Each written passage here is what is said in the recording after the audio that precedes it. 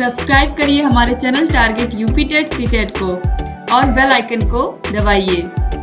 Hello दोस्तों, मैं आनंद स्वागत करता हूं आप सभी का आपके अपने channel target UP TET CTET में और ऐप अस्तित्व अकेडमी में। दोस्तों, आपके डीएलएड फोर्थ सेमेस्टर के पवन सीरीज के बहुत ही महत्वपूर्ण आपके very short answer type questions का पार्ट 3 लेकर के यहाँ पे मैं आ चुका हूं। और इससे पहले जो है आपके वेरी शॉर्ट आंसर के पार्ट 1 और पार्ट 2 में करा चुका हूं, और उससे भी पहले ऑब्जेक्टिव क्वेश्चंस के 3 पार्ट करा चुका हूं, जिसमें सभी ऑब्जेक्टिव क्वेश्चंस मैं कंप्लीट करा चुका हूं। और आज की क्लास के साथ आपका ऑब्जेक्टिव और वेरी शॉर्ट आंसर पवन सीरीज के कंप्लीट हो जाएंगे। नई पवन सीरीज जो है आपकी 2025 संस्करण वाली, यहाँ पे देख सकते हैं पवन सीरीज, ठीक है, ये कंप्लीट हो जाएगा। और इसके सभी क्लासेस अगर आपने नहीं किए हैं तो नीचे डिस्क्रिप्शन में लिंक दिया गया है। इंग्लिश के सामने का लिंक आप क्लिक करोगे तो लास्ट में आप जाओगे तो राजन और पवन सीरीज दोनों लगा हुआ है। राजन सीरीज भी मैंने करा दिया है, और राजन के शॉर्ट आंसर के लिए आप बोल रहे हैं तो वो भी मैं आपको कराने वाला हूं। और एक मास्टर क्लास भी आपको मिलने वाली है। मास्टर क्लास मैथ की आपको मिल गई है, जिसमें एक ही क्लास में आप पूरा अपना सिलेबस कवर कर लेते हैं। पूरा एक ही वीडियो में आपका पूरा विषय जो है मैं पढ़ा देता हूं। तो वो आपको जो है मैथ का मिल गया है, जिसपे आप लोग का बहुत अच्छा रिस्पांस मिल रहा है। तो जिन लोगों ने देख लिया है वो कमेंट करके बताएं कैसी लगी आपको वह क्लास, और जिन लोगों ने नहीं देखा है वो लोग जो है वो जा करके जरूर देखें। और जिनको लिंक नहीं मिल रहा है वो सभी मैसेज कर सकते हैं हमको व्हाट्सएप पे, लिंक जो है हम आपको प्रोवाइड कर देंगे। ठीक, अब चलिए स्टार्ट करेंगे इस क्लास को। इसी तरीके से आपके सभी विषय पढ़ाए गए हैं, सभी विषयों का लिंक नीचे डिस्क्रिप्शन बॉक्स में दिया गया है। सभी विषयों को पढ़िए, तैयारी बेहतर बनाइए। और क्वेश्चन नंबर 57 तक मैं करा चुका था। क्वेश्चन नंबर 58 से हम लोग इस क्लास में देखने वाले हैं। इस क्लास को लाइक कर दीजिए, अपने सभी दोस्तों में शेयर कर दीजिए, जिससे सभी लोग क्लास से जुड़ पाएं और सभी लोग इस क्लास का लाभ उठा पाएं। अब चलिए स्टार्ट करिए। देखिए क्वेश्चन नंबर 58 है, fill the gap using the correct form of the verb given in the bracket. यहाँ पे फिल इन द ब्लैंक्स करना है। Shyam will have left for Mumbai before the rainy season, और यहाँ पे डैश डैश है और ब्रैकेट में आपका दिया गया है वर्ब। तो यहाँ पे आपको फिल इन द ब्लैंक्स करना है, ठीक है। यहाँ पे डैश डैश डैश यहीं पे आपको भरना है। तो अब देखिए, Shyam will have left for Mumbai. अब यहाँ पे विल हैव का प्रयोग आ रहा है, यानी कि ये आपका फ्यूचर परफेक्ट टेंस की यहाँ पे बात हो रही है। श्याम मुंबई चला जाएगा बिफोर द रेनी सीजन। क्या होगा? बिगिन या बिगैन। अब बिगैन हो जाता है पास्ट टेंस, पास्ट में हम क्या लगाते हैं? बिगैन लगाते हैं। लेकिन यह कार्य जो है वह उस समय फ्यूचर में हो रहा होगा। जो रेनी सीजन है वह शुरू हो रहा होगा। तो क्या लगेगा यहाँ पे? सिंपल प्रेजेंट जो है आपका प्रेजेंट इंडेफिनिट लगेगा, और प्रेजेंट इंडेफिनिट में आपका वर्ब का सिंगुलर। अब सिंगुलर हमारा जो सब्जेक्ट है श्याम, वो कैसा है? सिंगुलर है। तो उसके साथ क्या लगेगा? यस या यस। तो यहाँ पे क्या आ जाएगा? बिगिन ना लग के यहाँ पे लगेगा बिगिंस। तो Shyam will have to left for Mumbai before the rainy season begins, ये यहाँ पे हो जाएगा। ठीक, श्याम मुंबई जा चुका होगा बरसात के मौसम से पहले। इसके बाद देखिए क्वेश्चन नंबर 59 है, what are methods and approaches of teaching English. English पढ़ाने के लिए मेथड्स और अप्रोचेस कौन कौन से होते हैं? तो आपका ग्रामर ट्रांसलेशन मेथड होता है, डायरेक्ट मेथड होता है, बाइलिंगुअल मेथड होता है। तो बहुत सारे मेथड्स आपके होते हैं जो यहाँ पे आप लिख सकते हैं। और अप्रोचेस क्या होते हैं? स्ट्रक्चरल अप्रोच होता है, कम्युनिकेटिव अप्रोच होता है, ये सभी अप्रोच होते हैं। तो इनके बारे में यहाँ पे लिस्ट बस आपको नाम लिखना है। ठीक, इसके बाद देखिए क्वेश्चन नंबर 60 है, throw the light on structural approach. Throw the light on the structural approach, या हिंदी में जैसे आपने पढ़ा होगा कि इस विषय पे प्रकाश डालिए। तो इसका मतलब क्या है? उसके बारे में आपको बताना होता है। स्ट्रक्चरल अप्रोच के बारे में यहाँ पे आपको लिखना है। तो the structural method is based on the belief that in teaching of foreign language the mastery of structure is more important than the acquisition of vocabulary, and limitation and difficulties inherent in the study of English can be overcome by giving an intensive drill to the student in the structure patterns। अब structure method में क्या मानना होता है? Structure method का मानना होता है कि किसी भी फॉरेन लैंग्वेज को अगर आप बहुत अच्छे ढंग से बच्चे को सिखाना चाहते हो तो उसको शब्दों के सिखाने से ज्यादा जरूरी होता है कि किस तरीके के स्ट्रक्चर बनते हैं इंग्लिश लैंग्वेज में, ये आपको सिखाना चाहिए, जिससे जो है वो जो डिफिकल्टी उसे होती है भाषा को सीखने में वो डिफिकल्टी ना हो। ठीक, तो ये आप लिख सकते हैं स्ट्रक्चरल अप्रोच के बारे में। इसके बाद देखिए नेक्स्ट क्वेश्चन है question number 61, explain the few advantages of grammar translation method.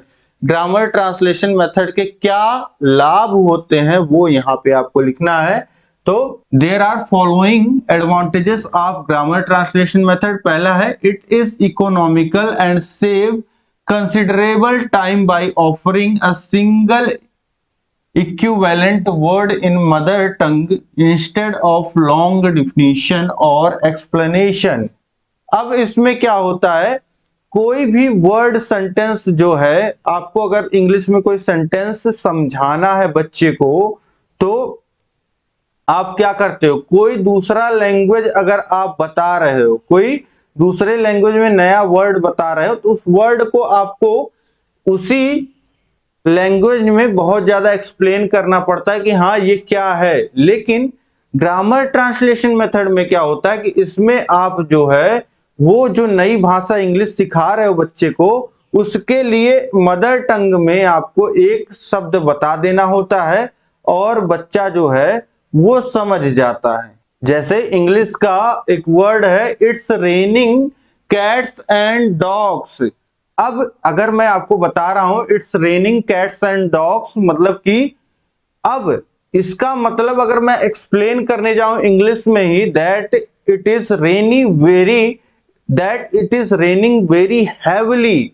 ठीक, तो हो सकता है कुछ बच्चे ना समझ पाए, लेकिन अगर मैं हिंदी में इसी को समझा देता हूं कि बहुत ही मूसलाधार बारिश हो रही है तो इससे तुरंत बच्चे समझ जाएंगे। तो वही यहाँ पे होता है जिससे टाइम सेव होता है। ठीक है, बच्चा जो है अगर मातृभाषा में आप कुछ बता दे रहे हो बच्चे को तो वो तुरंत समझ भी जाएगा और उसके मन में तुरंत जो डाउट है वो सॉल्व भी हो जाएंगे और टीचर को भी बहुत ज्यादा एक्सप्लेन नहीं करना पड़ेगा और टाइम बचेगा और बच्चे को समझ में भी आ जाएगा। ये होता है फायदा ग्रामर ट्रांसलेशन मेथड का। It is based on the maxims of learning from known to unknown. अब ज्ञात से अज्ञात की ओर, ये जो है ये सीखने का जो सिखाने का तरीका होता है वो इसी पे बेस्ड है। ठीक, जो ज्ञात है, जो बच्चे को पहले से पता है, उससे हम लोग क्या करते हैं, जो बच्चे को नहीं पता है वो सिखाने का कोशिश यहाँ पे करते हैं।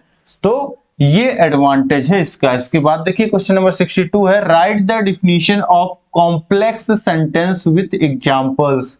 यहाँ पे कॉम्प्लेक्स सेंटेंस आपको बताना है और एग्जांपल के साथ बताना है। तो कॉम्प्लेक्स सेंटेंस का पहले डिफिनीशन समझ लीजिए। Definition of complex sentence, such a sentence having one main clause at least one subordinate clause is called complex sentence. जिसमें एक मेन क्लॉज हो जो इंडिपेंडेंट हो और दूसरा एक सबऑर्डिनेट क्लॉज हो जो डिपेंडेंट होता है। एग्जाम्पल के लिए he goes when I come, he goes वह जाता है, व्हेन आई कम जब मैं आ जाता हूं तब वह जाता है। इसका हिंदी मतलब ये हो गया कि जब मैं आ जाता हूं तब वह जाता है। ठीक, तो ये हो गया आपका ही गोज, ये इंडिपेंडेंट आपका क्लॉज हो गया, मेन क्लॉज, और व्हेन आई कम ये आपका डिपेंडेंट सेकंड क्लॉज हो गया। अब इसके बाद देखिए नेक्स्ट क्वेश्चन है question number 33, question number 63, the right the definition of compound sentence with examples. Compound sentence के बारे में यहाँ पे आपको डिफिनीशन देना है। तो such a sentence having two और more main clause is called compound sentence. Compound sentence में क्या होता है कि दो अलग अलग सेंटेंस जो है एक साथ मिला करके लिखे होते हैं। तो दो मेन क्लॉज होते हैं, जैसे ही गोज एंड आई कम। वह जाता है और मैं आता हूं। वह जाता है और यहां पे क्या होगा, यहां पे आपको एंड देखने को मिलेगा, हिंदी में और आएगा। और कॉम्प्लेक्स सेंटेंस में क्या होता है, कॉम्प्लेक्स सेंटेंस में आपको ये और शब्द नहीं और या ये नहीं देखने को मिलेगा।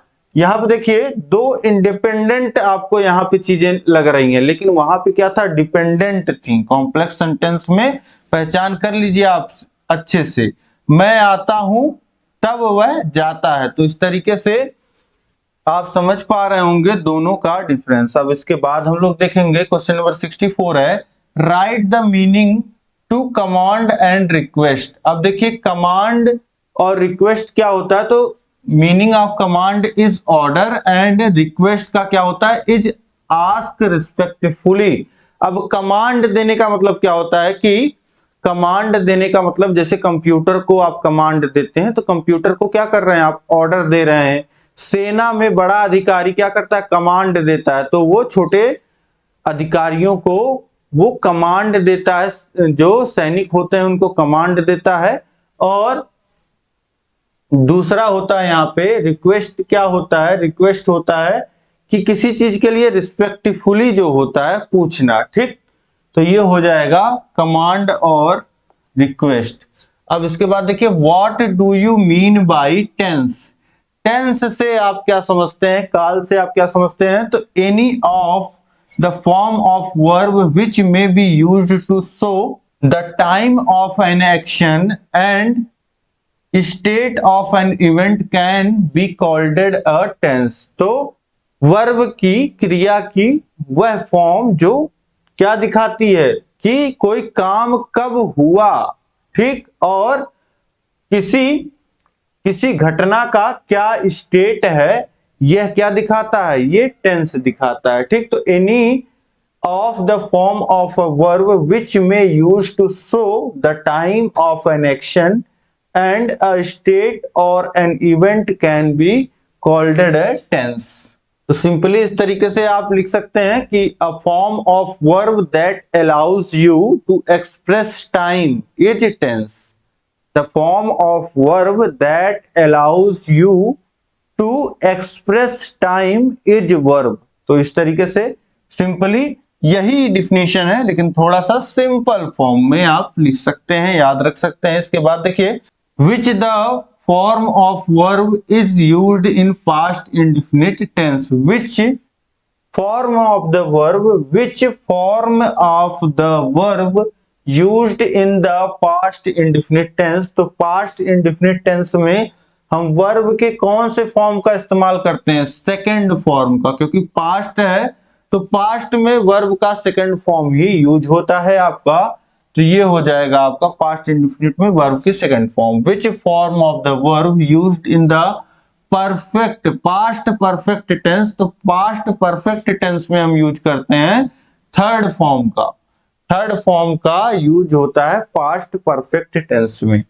इसके बाद देखिए question number 68, write the definition of preposition. Preposition क्या होता है, इसका डिफिनीशन आपको बताना है यहाँ पे। तो preposition is a word placed a noun, placed before, यहां पे आएगा प्लेस्ड बिफोर अ नाउन और pronoun the that so the that, यहां पे that show the relationship between noun और pronoun and some other words in the sentence.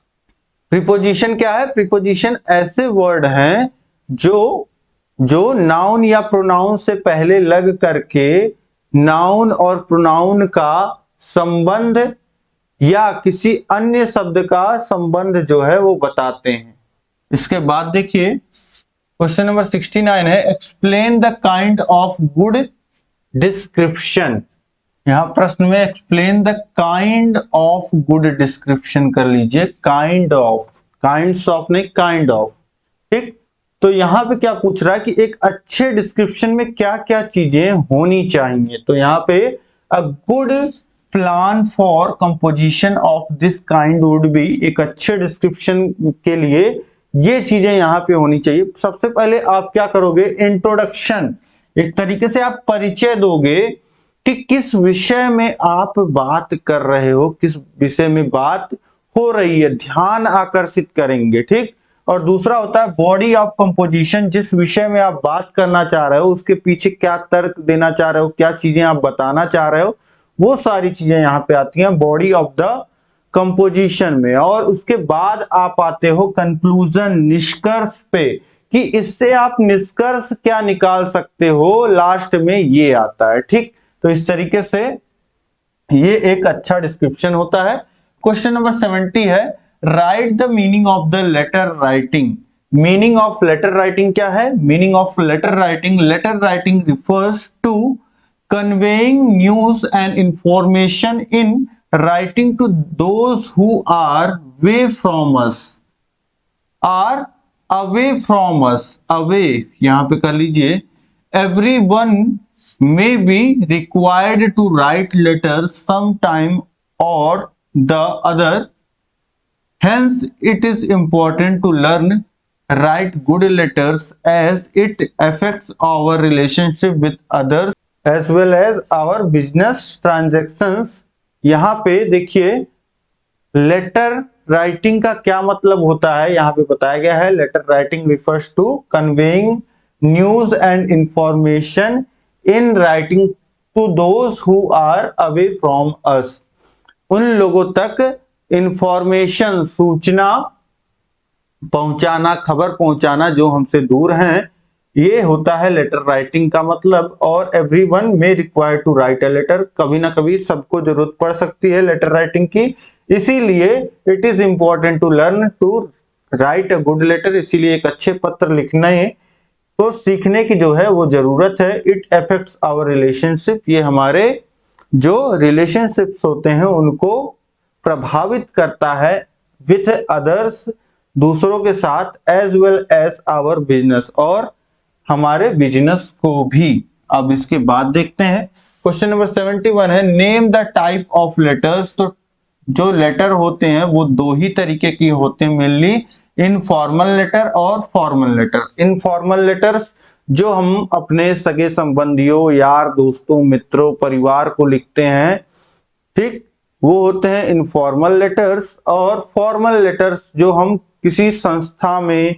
जहां हम काम कर रहे हैं, जहां काम करना चाह रहे हैं, या किसी सरकारी संस्था को, किसी कोर्ट को, कहीं कोर्ट कचहरी में, कहीं पुलिस स्टेशन में, तो ये जो लेटर्स होते हैं, ठीक है, ये क्या होते हैं, ये फॉर्मल लेटर होते हैं, ठीक है। और बाकी आप जो है एप्लीकेशन भी ज्यादातर जगह पे लिखते हो, लेकिन अगर कोई सूचना देनी होती है तो वो क्या होता है, एक लेटर हेड होता है जिसपे जो है लेटर्स लिखे जाते हैं, ठीक। अब इसके बाद देखते हैं क्वेश्चन नंबर 72 है discuss the two characteristics of good lesson plan. एक अच्छे पाठ योजना के क्या यहाँ पे कैरेक्टरिस्टिक्स होती हैं, तो देख लीजिए। अ good lesson plan should be based on principles of teaching and theories of psychology। तो एक अच्छा लेसन प्लान जो है वो बच्चे को किस तरीके से शिक्षण किया जाता है, शिक्षण सिद्धांतों पे वो आधारित होना चाहिए। तो दूसरा है a good lesson plan must follow a standardize format. एक स्टैंडर्डाइज फॉर्मेट में लेसन प्लान होना चाहिए। इसके बाद देखते हैं question number 73 explain the formats of good lesson plan. देखिए यहाँ पे फॉर्मेट आपको पता चल जाएगा कौन कौन से फॉर्मेट होते हैं लेसन प्लान के। तो हर्बेरिटियन अप्रोच ये है लेसन प्लान, मॉरिसन्स अप्रोच और यूनिट अप्रोच इसे बोलते हैं, इवेल्युएशन अप्रोच और ब्लूम्स अप्रोच, RCEM अप्रोच और NCERT और इलेक्ट्रिक अप्रोच, ये फॉर्मेट्स होते हैं आपके लेसन प्लान के। इसके बाद देखिए क्वेश्चन नंबर 74 है, write the advantages of lesson plan. Lesson plan के क्या एडवांटेजेस होते हैं? The teacher puts equal emphasis on different part of the plan which reduces the possibility of over emphasizing or ignoring a particular aspect of a lesson। एक lesson में देखिए हमको बहुत सारी चीजें बच्चों को सिखानी होती हैं, तो जो टीचर जब लेसन प्लान पहले से बना लेता है तो उसको पता है कि हाँ मुझे लेसन के इस पार्ट में इतना टाइम देना है, इस पार्ट में इतना टाइम देना है, और इक्वली वह टाइम जो है अपना डिस्ट्रीब्यूट कर पाता है, जिससे क्या होता है कि सभी जितने भी चीजें बच्चों को सिखानी है उस लेसन में सबको टीचर इक्वल टाइम दे पाता है और कोई टॉपिक इग्नोर नहीं होता है और कोई टॉपिक बहुत ज्यादा एक्सपोज नहीं होता है।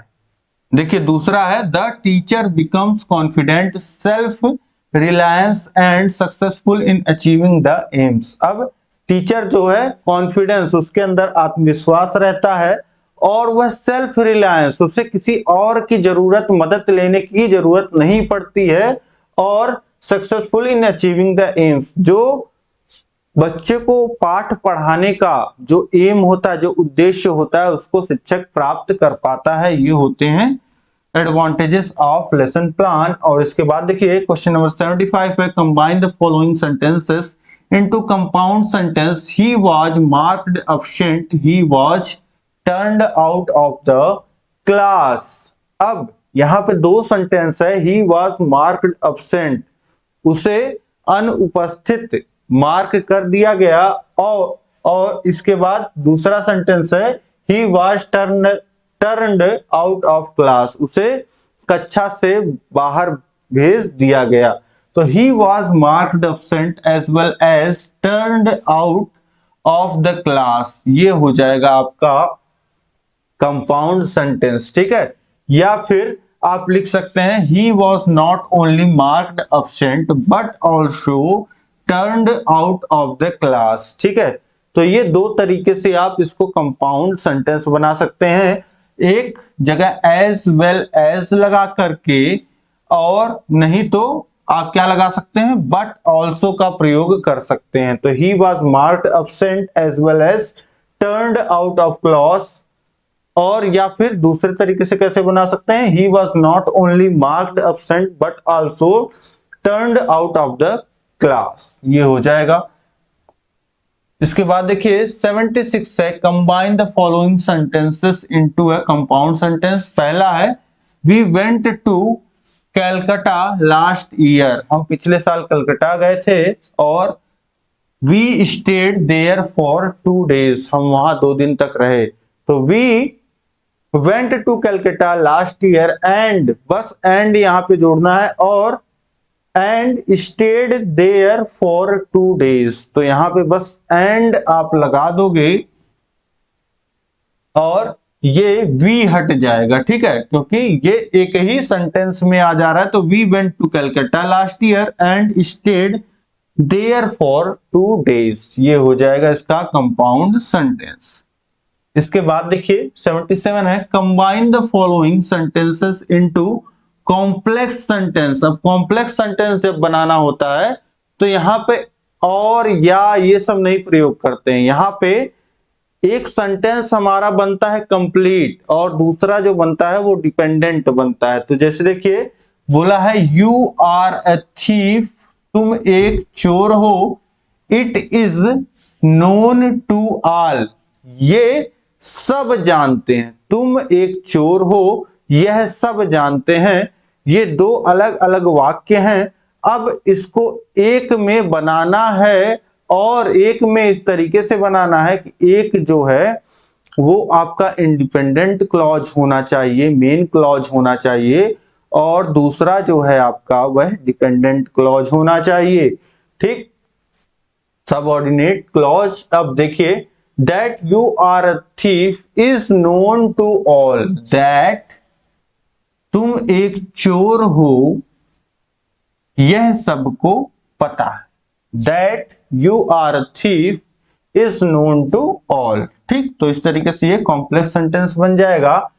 Transform the following compound sentence into complex sentence. Aditya is a rich man but he is not honest.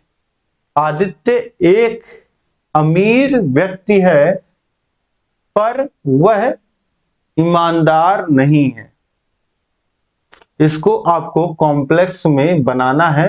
तो Aditya is not honest although he is a rich man. Aditya is not honest, Aditya ईमानदार नहीं है यद्यपि वह एक धनी आदमी है। तो यहां पे क्या प्रयोग करेंगे, ऑल्दो का प्रयोग करेंगे, जिससे जो है ये आपका इंडिपेंडेंट क्लॉज हो जा रहा है। Aditya is not honest although he is a rich man.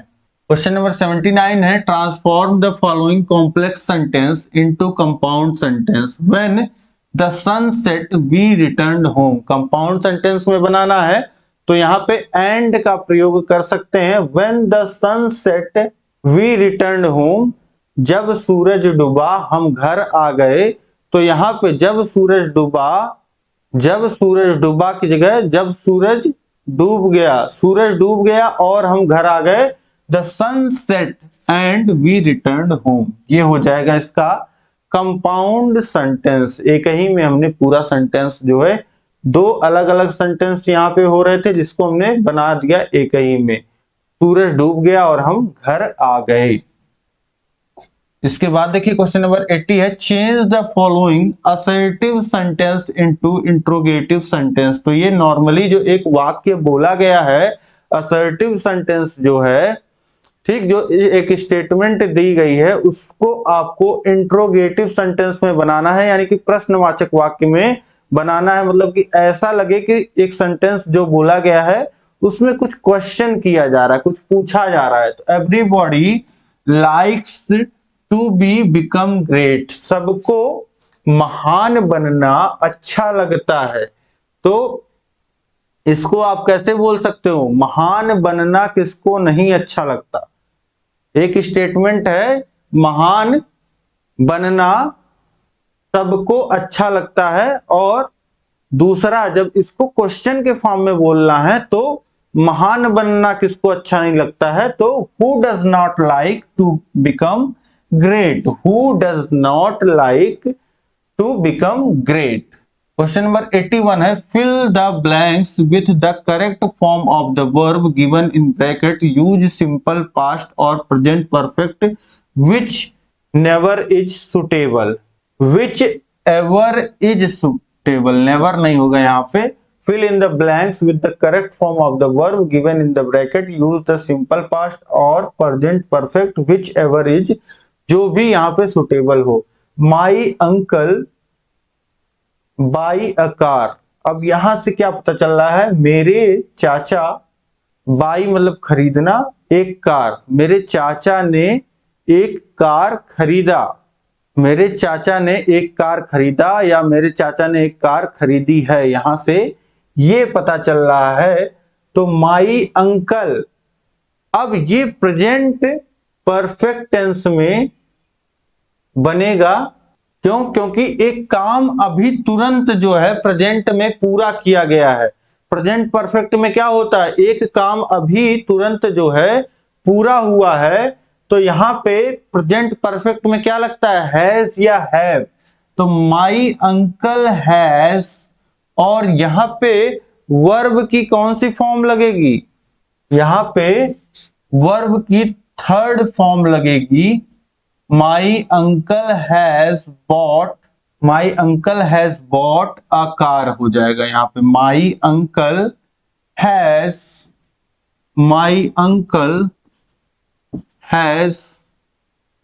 Bot a car, ये हो जाएगा इसका सही सेंटेंस। इसके बाद देखिए, I see the Rajpath for the first time when I went to Delhi last week. जब मैं पिछले हफ्ते दिल्ली गया था तो मैंने राजपथ पहली बार देखा। अब ये राजपथ ये आपका कर्तव्य पथ हो गया है, इसका नाम बदल के कर्तव्य पथ कर दिया गया है। तो ये ध्यान रखिएगा आप लोग, यहां सेंटेंस में आया तो मैं आपको बता दे रहा हूं। तो I see the Rajpath for the first time when I went to Delhi last week. जब मैं पिछले हफ्ते दिल्ली गया था तो मैंने पहली बार राजपथ को देखा। तो ये घटना कब की है? पास्ट की है। तो आई सी के जगह क्या होगा? Saw. I saw the Rajpath for the first time when I went to Delhi last week, ये हो जाएगा। अब इसके बाद देखिए अगला प्रश्न है 82, fill in the blanks with the right form of the verb given in bracket, use either the simple present और present continuous form whichever is suitable. तो यहां पे आपको सिंपल प्रेजेंट और प्रेजेंट कॉन्टिन्यूअस फॉर्म यहां पे use करना है। Radha love to narrate stories. तो यहां पे सिंपल प्रेजेंट अगर हम बोले, राधा को कहानियां बताना बहुत अच्छा लगता है, तो ये प्रेजेंट इंडेफिनिट है।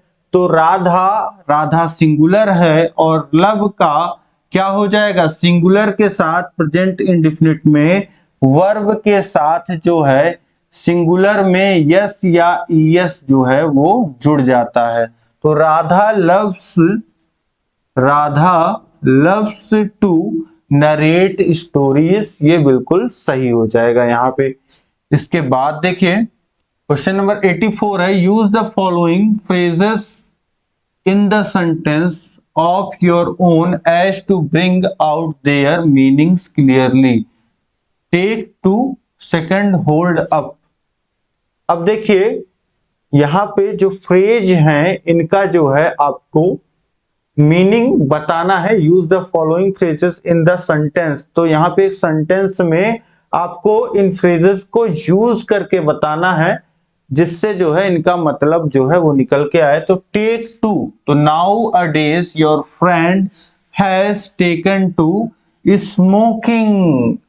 ये देखिए कितनी खतरनाक आदत है।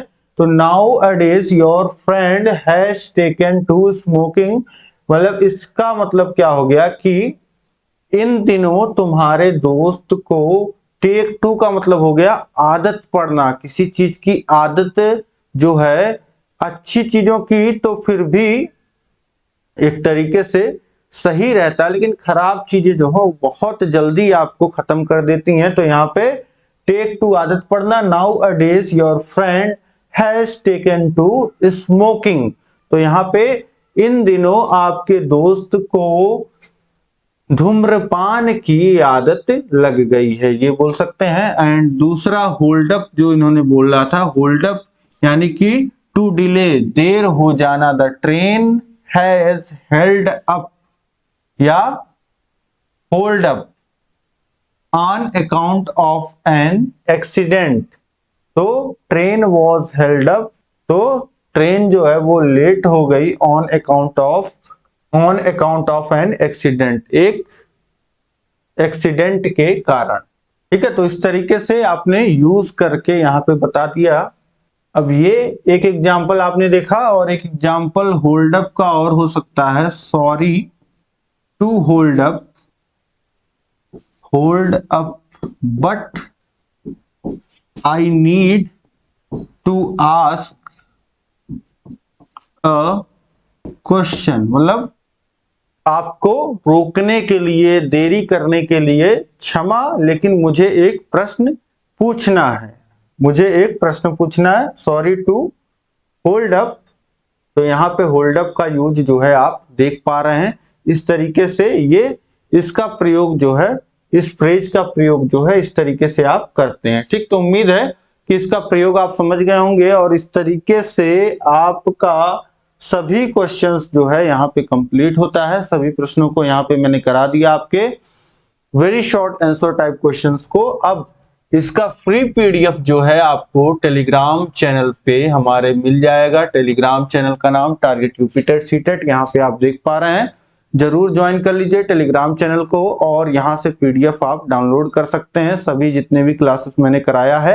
अब उम्मीद है कि सभी प्रश्न आपको समझ में आ गए होंगे। इस क्लास को लाइक कर दीजिए और कमेंट करके बताइए, सभी लोग को कमेंट करना है कि आपको ये क्लास कैसी लगी। आपको कहीं डाउट हो तो कमेंट करके पूछ लीजिए, और इसी तरीके से चैनल से बने रहिए, सभी विषयों को पढ़िए। सभी विषयों का लिंक नीचे डिस्क्रिप्शन में दिया गया है, और कहीं भी किसी भी क्लास का लिंक नहीं मिल रहा है तो यहाँ पे आप व्हाट्सएप कर दीजिए, कोई भी आपका डाउट हो तो आप पूछ लीजिए, सभी आपको आंसर जो है व्हाट्सएप पे मिल जाएगा। कॉल या मैसेज आप कर सकते हैं। अब इसके बाद इंस्टाग्राम अकाउंट है, वहां पे फॉलो कर लीजिए। ये हमारा ऐप है अस्तित्व अकेडमी, इसको डाउनलोड करिए और यहाँ पे मिल जाएगा आपको सभी क्लासेस, यहाँ पे आपको सभी क्लासेस मिल जाएंगी। और चैनल पे नए हैं तो चैनल को सब्सक्राइब कर लीजिए। इसी तरीके से आपको सभी क्लासेस जो है मिलती रहेंगी और बहुत ही अच्छे ढंग से आप सभी तैयारी कर पाओगे। तो उम्मीद है कि सारी चीजें आप समझ गए होंगे। इसी तरीके से आप चैनल से बने रहिए। अब हम लोग मिलेंगे नेक्स्ट क्लास में, ठीक है। तो आप सभी जितने भी आपको मास्टर क्लास कराए गए हैं राजन पॉन सीरीज, सबको आप पढ़ते रहिए। जहां कहीं भी कोई भी समस्या आए व्हाट्सएप पे कांटेक्ट करते रहिए। मिलते हैं नेक्स्ट क्लास में। जय हिंद, जय भारत।